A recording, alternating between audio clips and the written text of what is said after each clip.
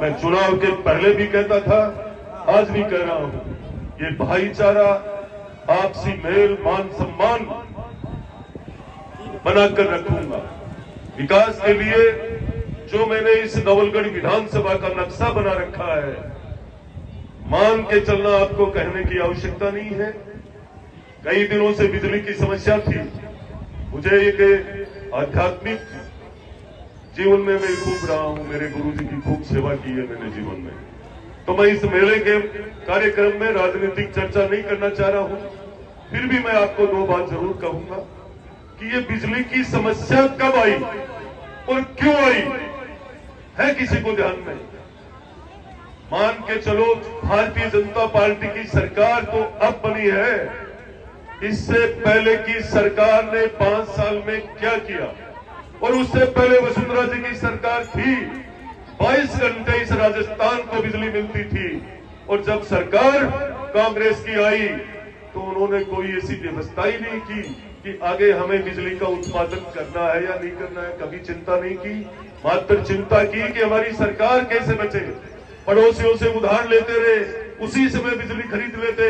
आज ये रेट, इतनी महंगी बिजली खरीद करके इस राजस्थान की जनता का पैसा लग रहा है, ये खरीद कर राजस्थान की जनता को भी दे रहे हैं और जिनसे ली उनसे भी दे रहे हैं। ये बड़ी समस्या है। आने वाले समय में मैं आपको गारंटी से कह रहा हूं, ये राजस्थान बहुत आगे जाएगा। इसलिए जाएगा, कोई समस्या नहीं बचेगी।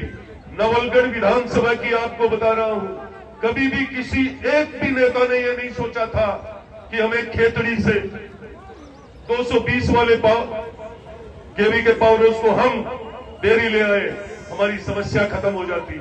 कभी किसी ने यह नहीं सोचा था कि हमारे सुनारिया कुआ के पावर हाउस में जो ट्रांसफर लगा हुआ है 20-22 का, उसको 50 का लगा दे। कभी किसी ने नहीं सोचा था कि बरखंडी से लेकर के दिघाल तक विकास एक साथ कराए, बजट लाए। बजट लाने में ताकत लगानी पड़ती है, ऐसे गुरु पीरों का आशीर्वाद की आवश्यकता होती है। मेरे जैसे एमएलए बहुत घूम रहे हैं वहां पर। पहली बार जो बजट मिला है वो आपका प्रेम, 70 साल के अंदर आपने जो रिकॉर्ड तोड़ा था उसका बदला दिया इस सरकार ने, उसकी ताकत दी है, आपके मतदान का रिटर्न दिया है इस भारतीय जनता पार्टी की सरकार और मुख्यमंत्री भजनलाल जी ने। मेरी कोई ताकत नहीं है, जो आपने मेहनत की, जो कहते हैं ना, तेरा तुझको अर्पण, जो कहता हूं निश्चित रूप से करता हूं, करूंगा। प्रयास में कभी कमी नहीं छोड़ूंगा। 2008 से लेकर आज तक लोग भाषणों में कहते थे दिघाल की, मुकनगढ़ की, नवलगढ़ की गंदे पानी की झीलों को खत्म कर देंगे। आपने मुझे अवसर दिया और मुकनगढ़ के गंदे पानी के लिए 10 करोड़। लोग कहते थे कैसे बनेगी, कैसे बनेगी। ढूंढ लो, नगर पालिका और जाखल बन चुकी है आज के दिन। ऐसे ऐसे बड़े बड़े, चाहे आपके गांव की मैं कुछ नहीं गिनाऊंगा बात पे सामने, आपको सब पता है। पर पूरी विधानसभा का यदि काम देखोगे, नवलगढ़ की इतनी बड़ी समस्या थी बाईपास की, 36 करोड़ की लागत से बाईपास, और तत्काल कोई सोच ही नहीं सकता, इतनी बड़ी समस्या थी।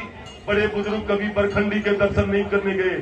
अब मैं आपको साथ लेकर के जाऊंगा गुरु गोरखनाथ जी के आशीर्वाद से। रोपवे के माध्यम से फैटपुर शिखर तक आपको दर्शन करा करके लाऊंगा।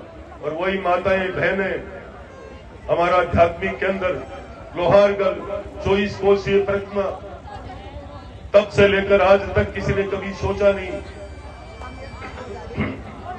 पक्की रोड होगी, बीच में हर जगह विश्राम घर होंगे, टॉयलेट होंगे, सुरक्षा की व्यवस्था होगी।